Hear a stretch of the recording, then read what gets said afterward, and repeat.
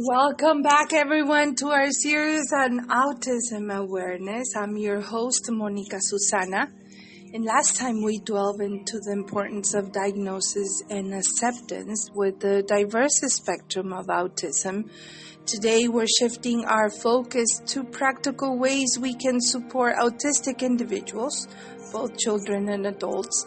In the autism spectrum disorder, ASD presents unique challenges and strengths affecting social interactions, communications, and behaviors. Our aim today is to explore strategies that promote inclusivity and support the different settings. We're very to have Dr. Ira with us, whose expertise in autism and developmental disabilities will provide valuable insights. Dr. Ira, for those new to our platform, could you please share a little bit about your background and experience in supporting autistic individuals? Sure. Thanks a lot. And nice to be talking to you. I've been doing this for a really long time, working in the field of autism and behavioral intervention for now about almost 40 years. So that's most of my life, actually. And it's been very exciting, and it's been a tremendously meaningful existence. I'm a psychologist and founder of one of the largest agencies in the United States to provide behavioral intervention to children with autism, and currently working as a co-founder with my partner Sharon Vinicio in Hyperion Behavioral Health Center in California. And that's, when you get to be as old as I am, you can keep going, and I could be talking for too long about this. So let's move on. That's beautiful. Thank you, Doctor. I'm so honored to have you here. It's always a pleasure, and I know there's so much you're doing for so many children. I admire you, and that's one of the things. It's a pleasure to have you here. And now that we established the importance of understanding and accepting autism, Dr. Ira, let's delve into the practical strategies for supporting autistic children and adults. And based on your expertise or in applied behavior analysis consultation, is there an advice that you will give to families seeking to advocate effectively for their children with autism and developmental disabilities? Well, I think a lot of advocacy depends on where you live and what's available for you and what kind of resources you have. Unfortunately, we're not living in a world, there's an old saying that you can tell a lot about a country and about a government based on how they treat the people with any kind of developmental disability. And so it's done differently, as you know, all throughout the world. And I know this podcast goes around the world. So a lot of it depends on what's available in your area. And sometimes it's just a matter of knowing what your child needs and doing everything in your power as an adult to get those needs met. An interesting case study is the work that's been going on in Armenia right now and has been for about 15 or 20 years, where it was really just one parent who reached out and contacted ABA agencies in California because that's where a lot of the work was going on 20 years ago, and was able to make a connection with me after trying to make connections with others in the area, and ended up bringing her child to the United States. And then after 3 or 4 months and her visa ran out, she took her child back to Armenia. She had to, and asked if I would come, and I went and I visited there, and then saw that really there was nothing available, virtually nothing available in that small country. And so she had founded an organization and got parents together.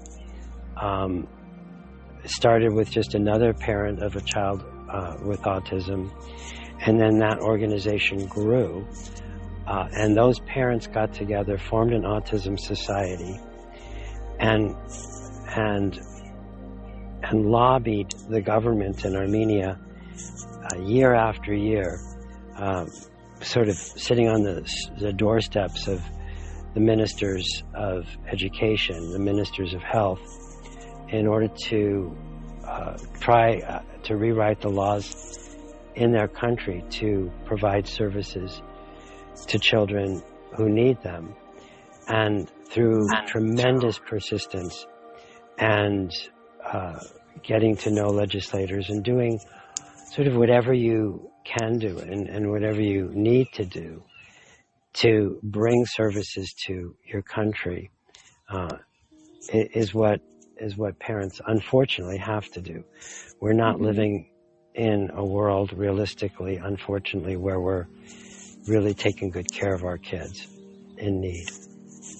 I think it's also something that, that depends too on the background, the cultural background.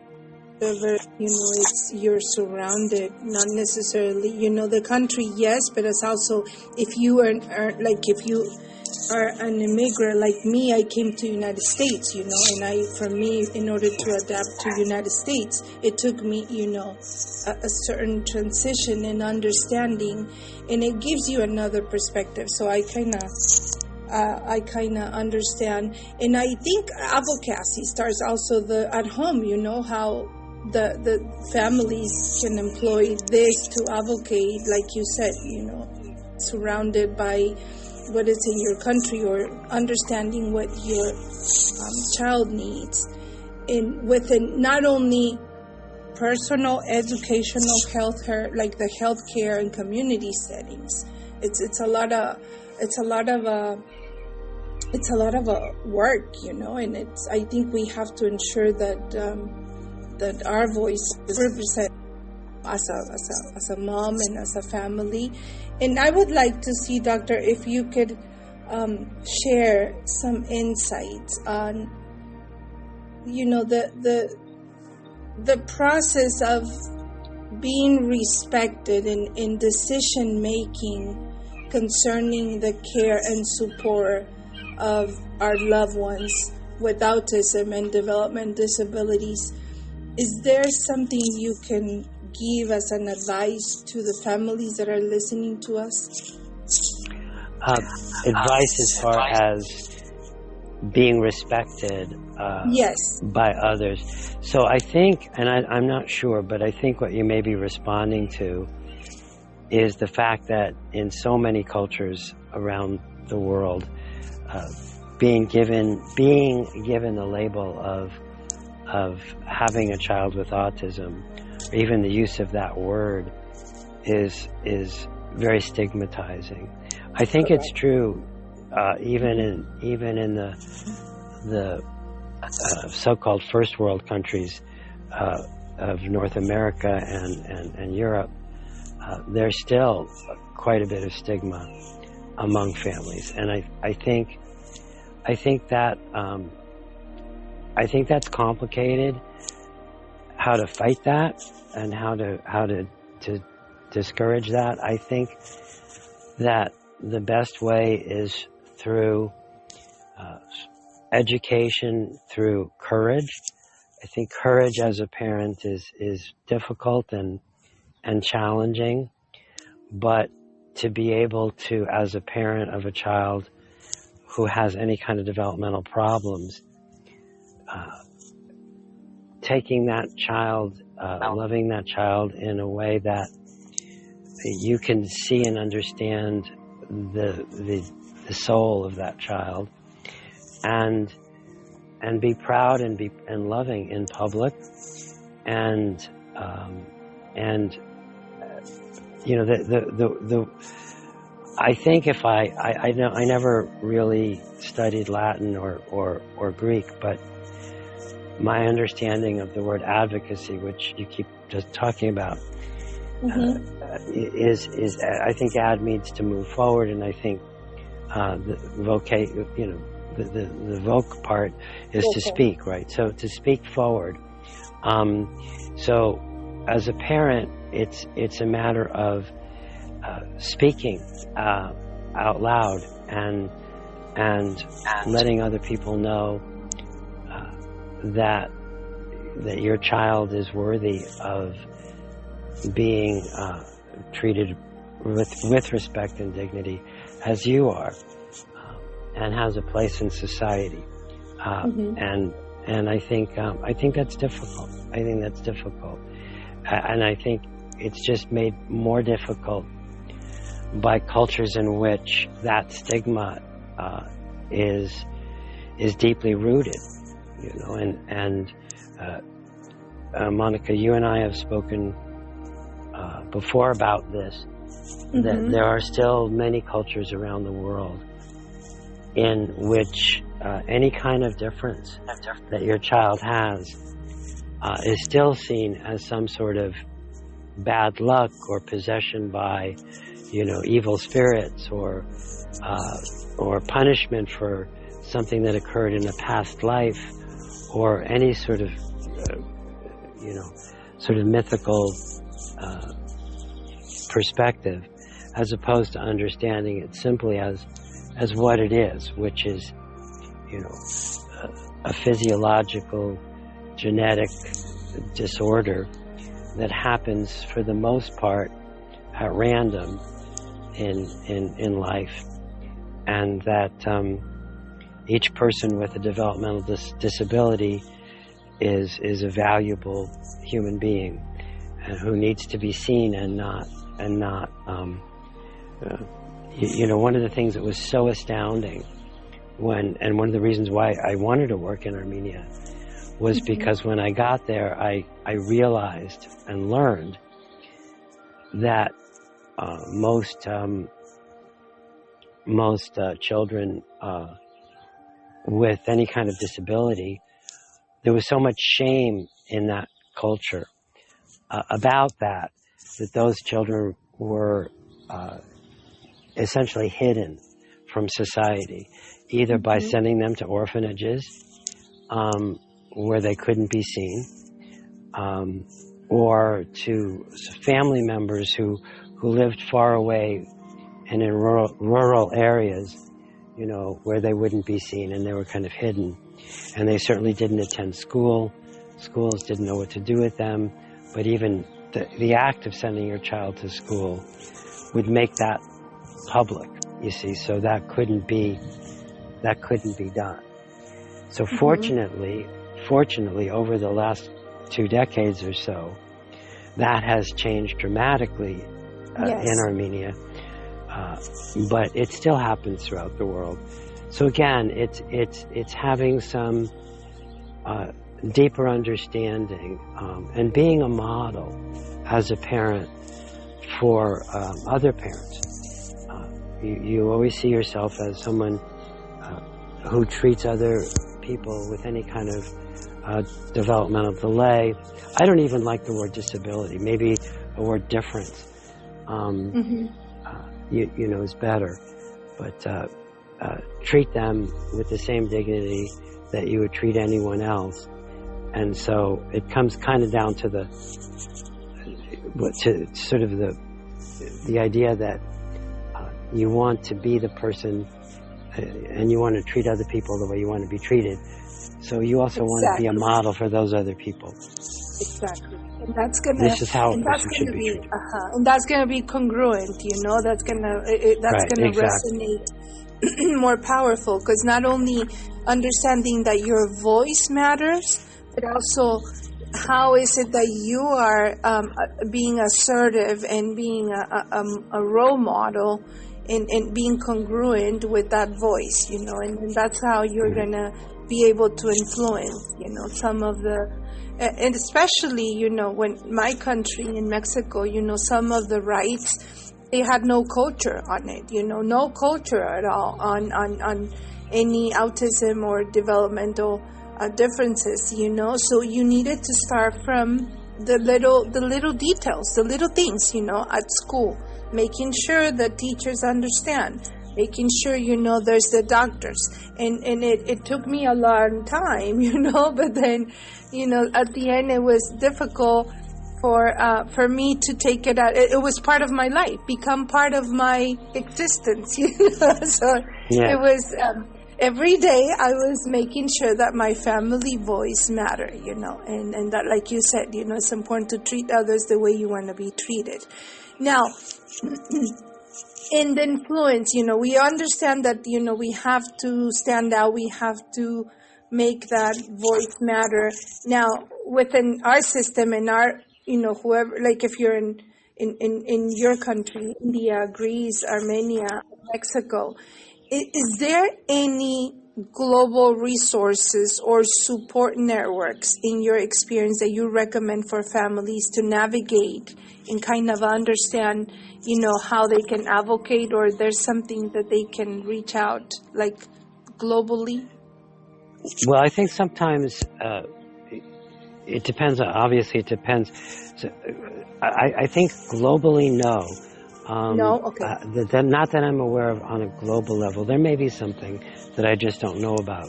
I do know, however, on a large scale, there's certainly there's an organization that is based in the it's called Autism Europe, and Autism Europe. Mm-hmm. Yes, and they have a website. It's just autism-europe, I believe, .org. Many of the members of Autism Europe are not European per se, because there isn't a whole lot available. So you have countries from all over the world joining this organization, because it's one of the few things that exist. Most so-called first world countries do have national organizations. So there's a wonderful the National Autism Society located in the United Kingdom, and they're a very active group. There's one that I'm aware of in Poland. So each individual country has their own. There's several in the United States advocacy organizations, and I think most of the advocacy needs to be done on a national level, simply because that's where the funding comes from. Correct. And so you need to bring your children and do whatever you can do with the government, the local governments, to get the services that you need. Yeah, and connect also with the like individuals, like group of families, that are going through the same struggle, and finding resources and kind of do the network. That's what I when I came to Mexico, there was nothing established here, so I kind of start my own path. But I'm sure there's the same thing, in other countries, but. Now, considering there's challenges in the families, to face advocating in their loved ones, is there any advice on how to empower them to overcome obstacles? Because it could get, very, like you said, when it's only one person advocating for a loved one, there's no two people, or there's not a family, a complete family. How can they navigate these complex systems effectively? Is there just a small advice or reminder that you can share with our audience? So, typically most families have, what's the opening lines of is it Tolstoy's Anna Karenina? I can't remember the exact opening lines of Anna Karenina, but something like every family is unique in its own way. I think it's just like every family is just like every child, and every person. We're all unique in our own ways. So we all function differently. And I think so. We talk about politics on a local and a national level. Well, again, getting back to words, the root of the word politics is people and power, and power distribution, influence, how we influence each other, and within each family, that struggle, that pattern is different. And so, who are the advocacies within? Who are the advocates within each family for their child? The stereotypical,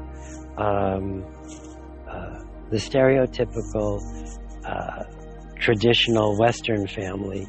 The mother is the voice for their children often, but that's certainly not universal. And whoever is the one who is in the best position to influence the powers that be need to be doing that.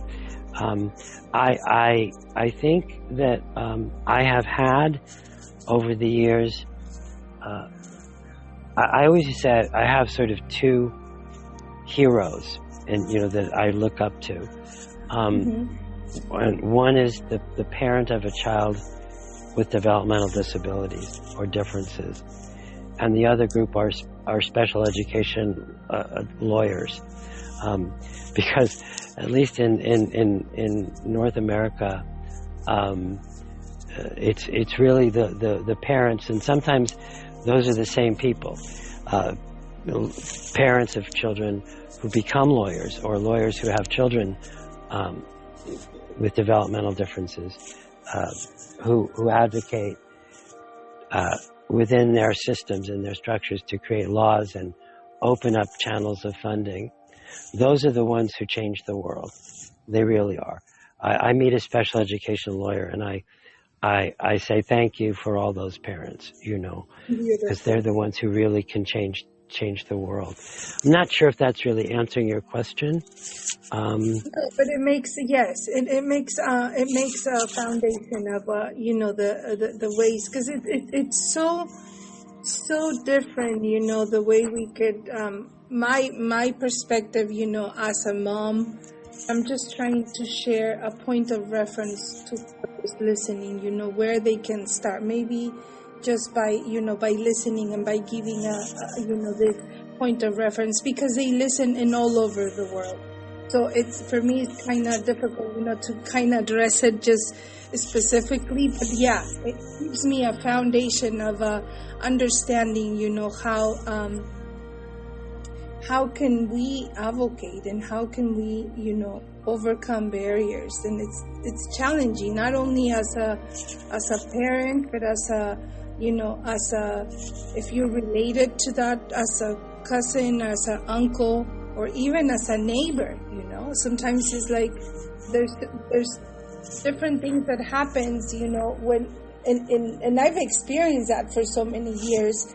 And I said, I can only imagine what people can be feeling or going through if they don't have access to what I have access. Yeah. That's where my heart shrinks in so many ways, and sometimes it's like I said I wish I could do more, but I can only give you a point of reference on how can empower you, how can this TIK radio and Dr. Ira can give you some point of reference. I might not have all the answers. At least I'm trying to cover as much as as maybe you're having doubts, or maybe you're going through a difficult situation at this moment, and then you needed to hear this, and we might not have the special recipe, right?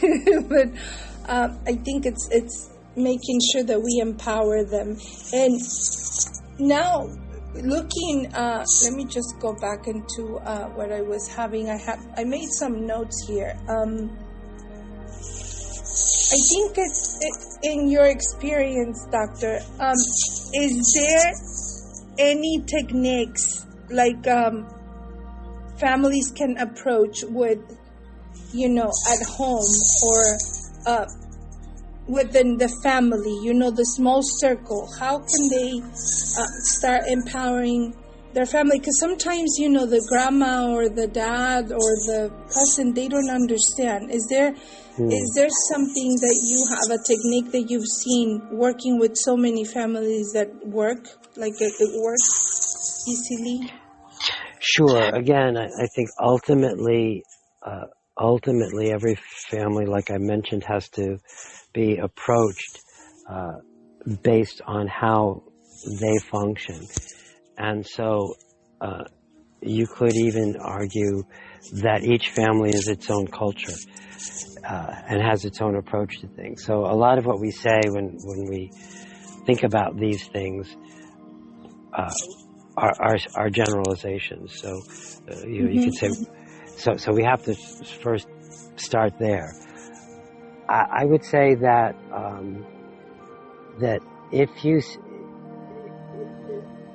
the important thing is to understand within each family who has power. And sometimes people get uncomfortable when we talk about power, when we use that word. And yet it's an important concept within families. So it's important to first understand that dimension. Sometimes the person who appears to have power or who's presented as having power doesn't have power in reality. They're just more like a figurehead. So we can address that person, but unless we're addressing the needs and the perspectives of the person who really has power, we're not likely to be effective. Okay. So again, as a generalization, really wanting to emphasize that every family operates differently. Mm-hmm. But as a generalization, if you're looking at a family with what I might call a traditional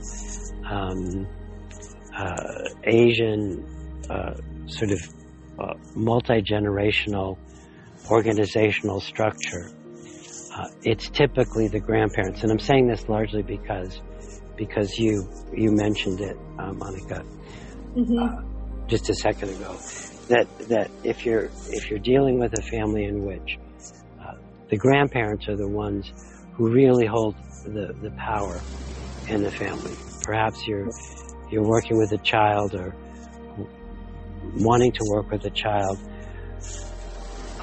where the grandparents are actually the caregivers and the ones with the parents while perhaps the parents are out working. Then it's the grandparents you have to appeal to. And what's important is that any provider or even anyone coming from the outside of a family is going to be looked upon with skepticism. Who are these people and what do they have to offer? So you have to understand that you're intruding upon a system that's already very strong, very powerful, as an outsider. Now, if you have a family, let's say, where the parents or the grandparents place a lot of trust in a particular kind of healer. Let's say, for example, I may be misusing and forgive me, please, if I'm misunderstanding the culture where I say bruja. Bruja, yeah, witch. Bruja, yeah. It sort of translates to witch, but it's also more of a witch doctor, potentially. Yes, a curandera, shaman. Curandera. Right. Yeah, curandera used and shaman in other countries, yes. Right. So many countries around the world have their versions of a shaman. Yes. And in a lot of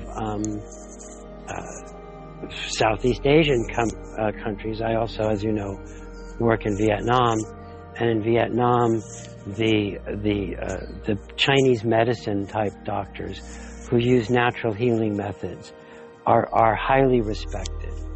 And what you need to do really in these cultures is appeal to those healers, bring them in to the family, because they're the trusted ones, and work together, gain their trust, be respectful towards their methods, and make them part of the team. By doing that, you then bring in the people who are powerful within the family. The people who trust those people then will trust you by association. So of course, maybe not of course, but clearly my history has brought me to a place where I'm a big believer in Western methods, that Western science and in so-called evidence-based interventions. And that means that we've applied Western science to those interventions and determined as best as we could that these are the kinds of things that are most helpful to kids. Obviously, I want those interventions to be promoted in a very culturally sensitive way. But I'm not going to be able to do that unless I can convince family members to do that. Right. And otherwise I won't get past their doorstep. So it has to do with interviewing family members, getting to know their belief system, getting to know who they respect, who they honor, forging alliances with those very people, and then working as a team in a trusting environment. And I think that's... Yeah, the collaboration. Yeah. Right. Collaboration is crucial. And I think not only, and this is my insight, not only on the structure and understanding in order for you as an intervention services or, provider is going to come and understand and help them navigate everything. But also, in my experience, I gave the child, it's a connection with the child or the person, and you have different outcome on the minimum verbal becomes more verbal, or the intervention is more proactive instead of reactive. It works, it goes with the flow with the child. Not only, it's understandable that that's the person that has more power. It's also part of the kid's reality, and you want the outcome, Sire as a team, and the child or the adult gets more, trying to use the right word. It goes more into the flow, and you get the outcome. You see it. You start seeing there's no resistance. There's no, it goes with the flow. And that's what you want to do. You want to have that happening. Right, and to embellish on that a little bit, and it's a slightly different angle on what you're saying, although I think it's an important piece of this, having to do with how the family can be helpful and interact with helpers.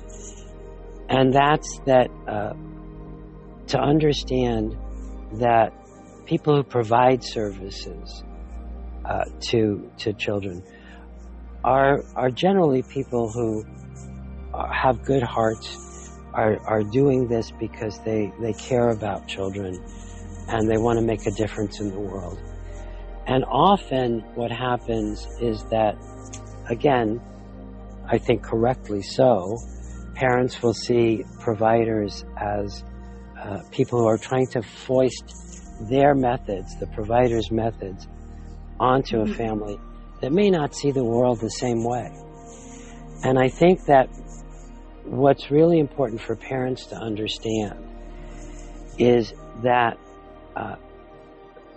that it's important that they work with providers who understand that that the parents' perspectives, no one knows their child better than their parents knows their child, and that the parents are collaborators in the process of helping their child, and as much as possible.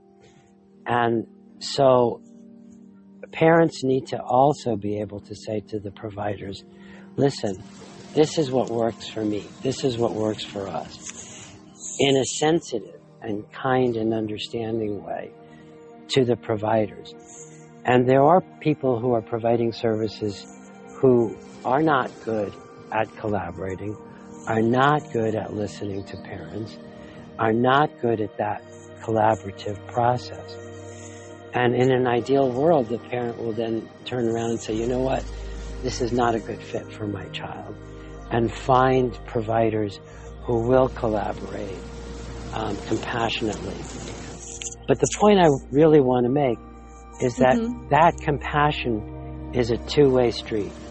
It's also the responsibility of the parents to lovingly create a relationship with the provider and listen openly to the provider and judge what they're saying.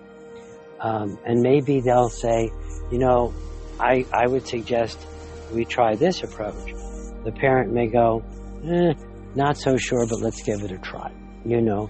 And what makes parents love providers and what makes providers love themselves is when parents see their children do better. And when a parent sees their child doing better, everybody's happy, you know. So we just need to get to that place. And I guess the point I'm trying to make at this moment is that everybody's got an investment in that process. And so we want parents to be able to say, you know, I want to be listened to with an open mind by the provider, and I also need to have an open mind to what the provider has to say.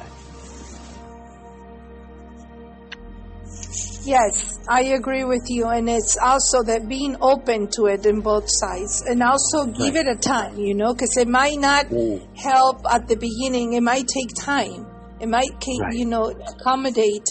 Because I do feel that it has to do also, this is my experience. I don't know if you could support this, but in my experience, seeing as a mother and working with my daughter, I see that temper had to do a lot of not necessarily personality, but the temper as how the providers, if I was not open to it, and there was a clash of tempers, you know, or how things were seen. It has to do a lot of mind prep, you know. Understand that it's going to take some time. Understand that it's going to take eventually time for the provider, your child, and you as a family to understand each other and accommodate that. It's not going to happen, and be realistic, you know, about the expectations. I don't know if it's something that you can sustain or give me an example of it, because in my way of seeing it, it did not work out for like 3 or 4 providers until I find a provider that was accommodating to my temper, my personality too, and then my daughters and my family. Yeah, I agree completely, and what you're describing is an experience that's common, unfortunately. And I think what's happening again, it differs around the world, although I think to a large extent this is true everywhere, is that there are not enough providers to meet the needs of the children we have. And so as a result of that, certainly, for example, in the United States, we have many more, parents are desperate often for providers, and there's long waiting lists, and they want their children to get services. So they may not like the provider that they have, but they don't have a lot of options. And that's sad and that's unfortunate. That's not very good. That's not a good situation. That's just the reality we're dealing with right now. But yes, I've always said that one of the most important things that predict how well a child does is the match between the provider and the family. And if you have a good match, that just helps things tremendously. But it's difficult. I know throughout the Latin American world, for example, there's also a situation where there may be an awful lot of people who want to help, but there's not the expertise there. And so we're struggling to find competent providers, people who really know how to do the work that needs to be done. And again, through various methods, the field of applied behavior analysis, through certification, accreditation, that sort of thing, we're trying harder and harder to teach people what needs to be done in order to help kids. But there's still, all throughout the world, a real shortage of competent providers. Yes, and I think not really. Yeah, I think that's something that. But since 2010 and as of today, I think I've seen more providers. 2010 when I started, even in my experience with the what is the name of this? It was an early detection. It was there was a minimum delay that was, my daughter did not qualify because she was delayed probably 30%, and they needed more than 30% delay to qualify for services. So, right. It varies, Now Okay. I see that the qualificate, now I see so many services that I wish I had, back then. But it's changing. It's changing. And I think it's also the, how much you're informed and, how much you're in, like, kind of understanding and searching. There's a lot of research that has to be done, in order to get the resources available for you. Doctor, thank you for today's. And lastly, I would like to see if you could share, is there anything that you could share to our audience, if they're beginning an early intervention, or if there any support or anything, any guidance for them if they're looking to empower their, autistic individuals all over the world? Guidance to parents? Is that? Yeah, what you're guidance, asking? like if there's if they're gonna begin, like if they're looking for anything, where to start. They start, they could start, or encourage them to navigate, the process of it. Maybe as where they can they start with a doctor? Can they start researching? Well, just a little bit, like a little hint. Well, sure. No, I mean, I think it's obvious on some level that the internet has become the great leveler. It's become the great resource for parents. And I think that over all the years that I've been in the field, I am very much an advocate of applied behavior analysis interventions. And so the idea for a parent is, number one, start as early as possible. Number two, a lot of pediatricians are not educated themselves about the value of early intervention with applied behavior analytic techniques. So a lot of pediatricians will tell parents, just wait don't worry about it, your child will get better. And I will say very emphatically that that's bad advice. Don't wait, because even if your child will get better on their own, they may not.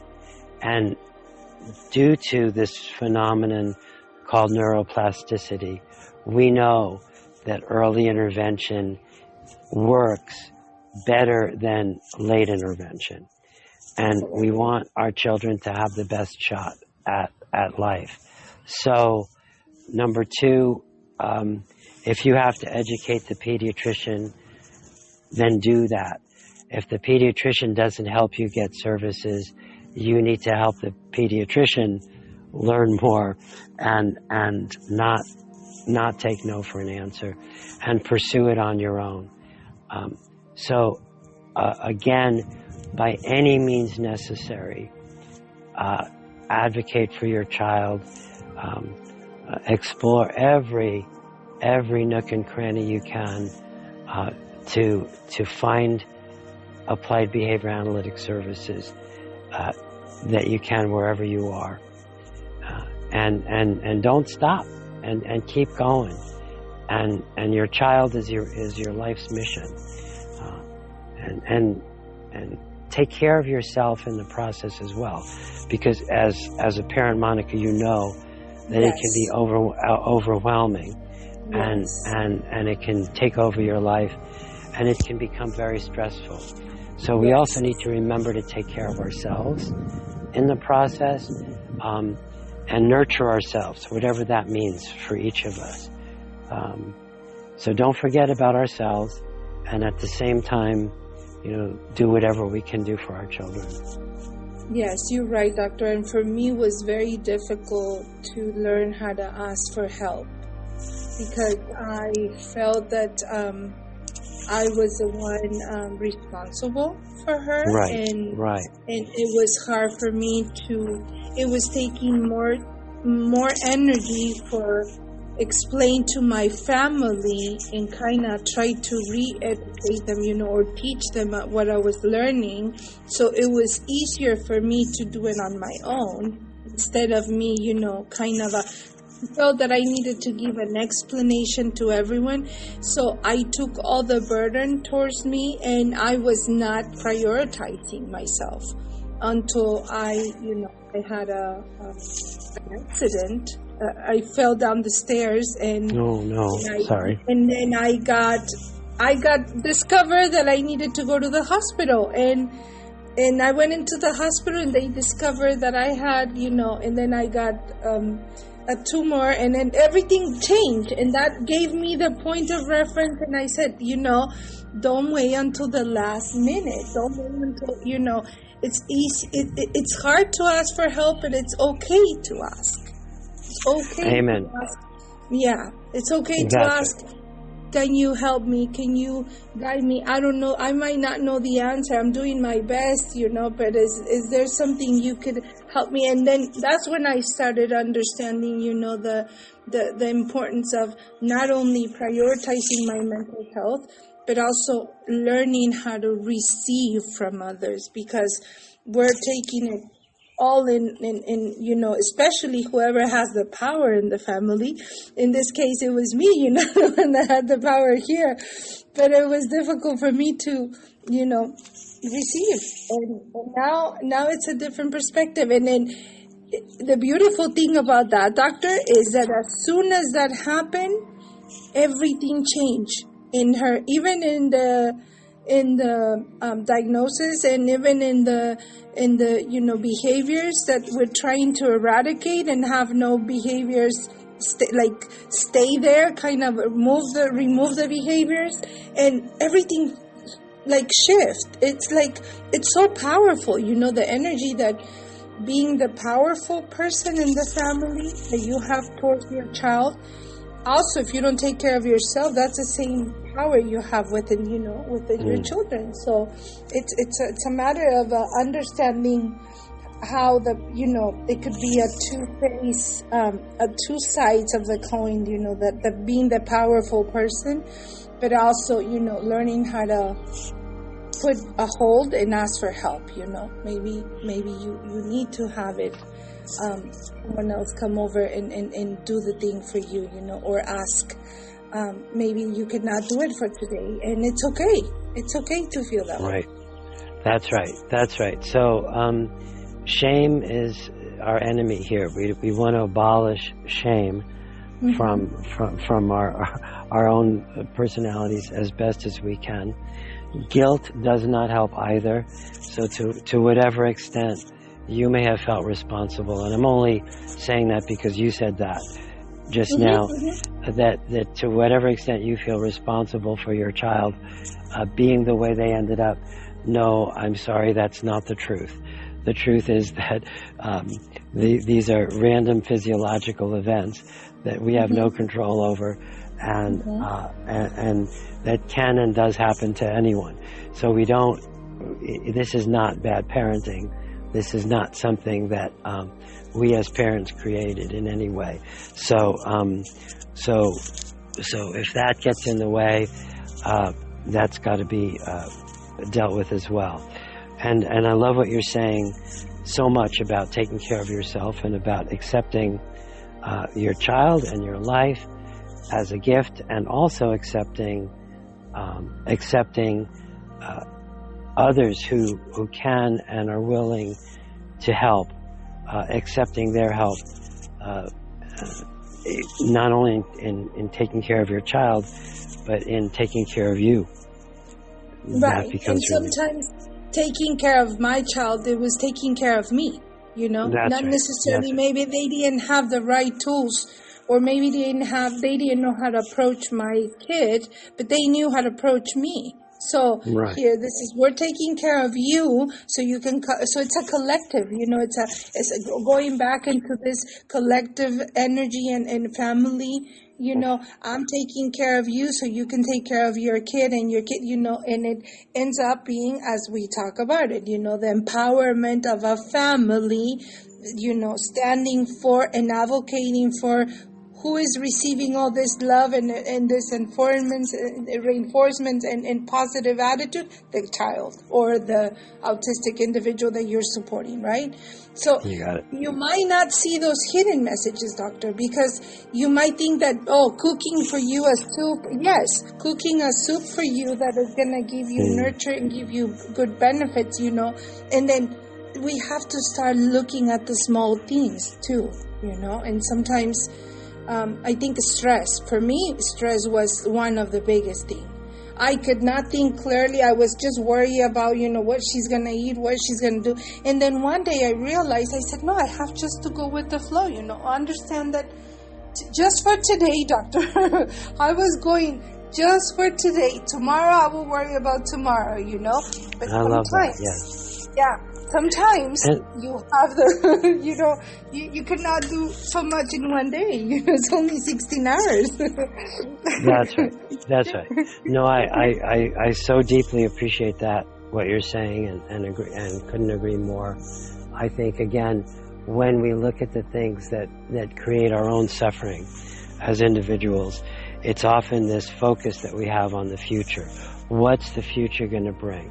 What's tomorrow going to be like? What's a year from now going to look like? It's either a focus on the future that gets us in trouble and creates our suffering, or too much focus on the past doesn't help either. So it really comes down to what you're saying. What do I need to do now? What do I need to do, for myself, for my child? How can I take care of myself or my child today in this moment? And get the most out of this life that we have in the moment. And then, I think it's, as humans, we have that tendency, in our normal life. Now, put it into perspective. Having a child, and you're having all this diagnosis and acceptance in between. It's a double work. Yes, you need to make sure you have the right filter for every single thing, right? And on top of that, the expectations that society and family and everyone has. So it's a lot of work, but you just have to be realistic of what you can handle just for today, and be kind to yourself, and tell your kid, eventually, like you said, it's gonna be a collective effort, and then we're gonna have that power on the family and be able to understand and be open. That's, if you're going through a difficult stage and then you get to meet the provider and you're not open, forget it. You're not gonna and you need to make sure you're open to that provider. Open That's to right. be receptive, not only generator but receptive. And you know what worked for me, doctor? It was very interesting because I was reading Castañeda, and Castañeda had a saying of, it might be my last 5 hours, So That's right. I started living like that since 2010, and it's been now 14 years. I just want to share. I want to share with you the coincidence of that, because I read Castañeda in college, and I had Castañeda's image of, I think it was a crow or a blackbird that was sort of hovering right over his shoulder, right behind him at all times. And I couldn't get that image out of my mind. And I always felt that this crow, which obviously symbolized death, was always right there, right, over my shoulder. And it was a reminder. It was really a reminder that life is about living in this moment, because that crow is always hovering over our shoulder, just behind us. Exactly. And now I think it's been enhanced more. Like, I was feeling it back then, but I think now it's more of from 5 hours, I might get into 3 hours, seeing how rapid it's like growing everything. And, the society that is immediate response, and then we're living in a very fast-paced society. I'm like, no, this has to be, I'm looking at it, right. And I'm like, no, I just have to minimize, I'm just purifying and making sure that I'm not getting polluted by, there's certain things that makes pollution because I'm still provider, I'm still, my daughter's 14 years old, and and we're working on different stages now. We're working on different things, and I just have to remind myself, it's okay, just for today, you can always ask for help, and this is how you do things, but and I think that will work all over the world. That will be something that will work all over the world. That's right. Thank you, Doctor. I want to thank our heartfelt gratitude to Dr. Ira for sharing his expertise and insight with us. Thank you, Doctor. Your guidance always is a light, and it's on the importance of advocacy and the importance of autism and the environment for autistic children or individuals. Thank you to our audience for joining us today. We encourage you to continue the conversation, and we would like if you could share your experiences and spread awareness about autism in your communities. Remember that together we're going to work hard, and we're going to create a more inclusive and supportive society for all. Thank you, Doctor, for being here today. Thank you, Monica. It was a real honor. Thank you. Have a beautiful day. Thank you. Bye-bye. Bye-bye.